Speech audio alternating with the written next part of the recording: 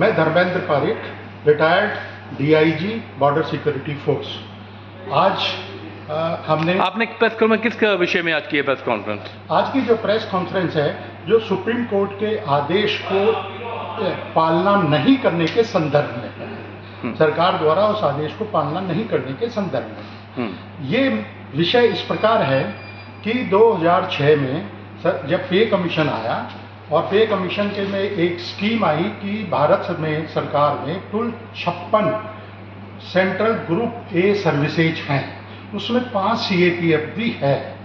तो उनको उन्होंने कहा कि जो ग्रुप ए सर्विसेज में जहां समय पे प्रमोशन नहीं हो पाता, ऊपर वैकेंसी नहीं होने के कारण उनको एक निश्चित समय के बाद तनख्वाह दे दी जाएगी अगले पद की, परंतु वो 50 सर्विसों में इम्प्लीमेंट हुई पर सीएपीएफ में नहीं की गई।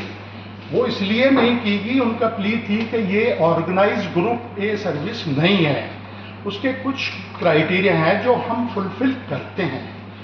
और बाद में हमने जब केस में गए, कोर्ट केस में, उसके पहले हमने डिपार्टमेंट ऑफ पर्सनल जो मंत्रालय है उससे हमने आरटीआई के थ्रू विभिन्न डॉक्यूमेंट प्राप्त किए। उन डॉक्यूमेंट के अनुसार हम 1986 से ऑर्गेनाइज्ड ग्रुप ए सर्विस हैं, परंतु गृह मंत्रालय ने उनके उस आदेशों के ऊपर कभी भी कोई कार्रवाई नहीं की, इसलिए सीएपीएफ को ऑगस्ट नहीं माना गया।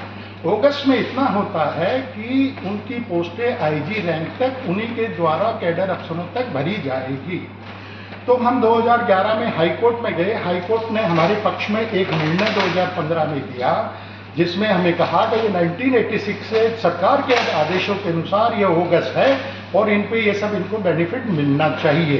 परंतु सरकार 2019 में उसके विरुद्ध सुप्रीम कोर्ट में गई, तो 4 साल बाद 2019 फरवरी में सुप्रीम कोर्ट ने भी आदेश हमारे फेवर में दिया और उस आदेश के उपरांत कैबिनेट ने निर्णय लिया कि इनको अगस्त माना जाता है और इनको ये बेनिफिट दिए जाएंगे।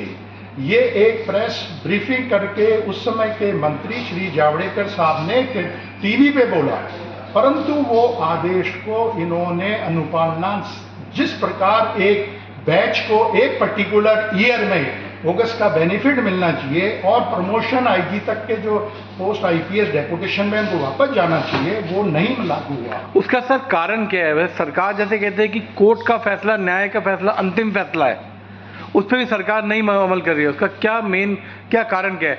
सरकारें इसमें काम नहीं कर रही तरीके से।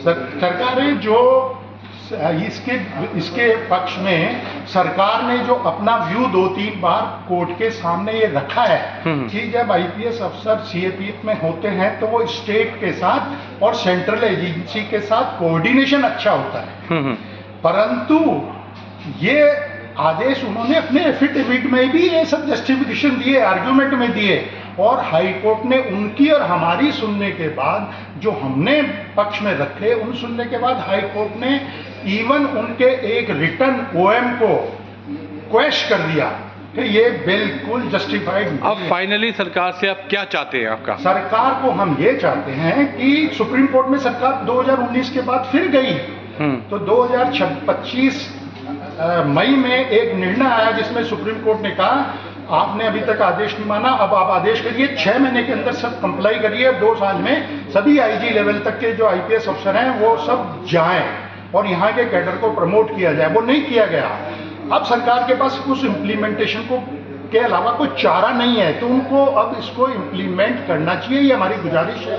और इससे देश की जो सुरक्षा है उसमें गंभीर परिणाम हो सकते हैं। डीमोबिलाइजेशन होगा पूरे ट्रुप्स की 12 लाख का, जिस ऑर्गेनाइजेशन के अधिकारी डिमोबिलाइज होंगे उनके जवान तो ऑटोमेटिक डिमोबिलाइज होंगे। आज हमारे जवान वैसे डिमोबिलाइज है कि सरकार ने arm force of the union होने के बाद भी सीएपीएफ जो आर्म फोर्स डिफेंस फोर्सेज हैं, हम भी आर्म फोर्स हैं, गजट नोटिफिकेशन के अनुसार, एक्ट के अनुसार, पार्लियामेंट पास किए हुए एक्ट के अनुसार, वरना उनको ओल्ड पेंशन स्कीम नहीं दी गई है।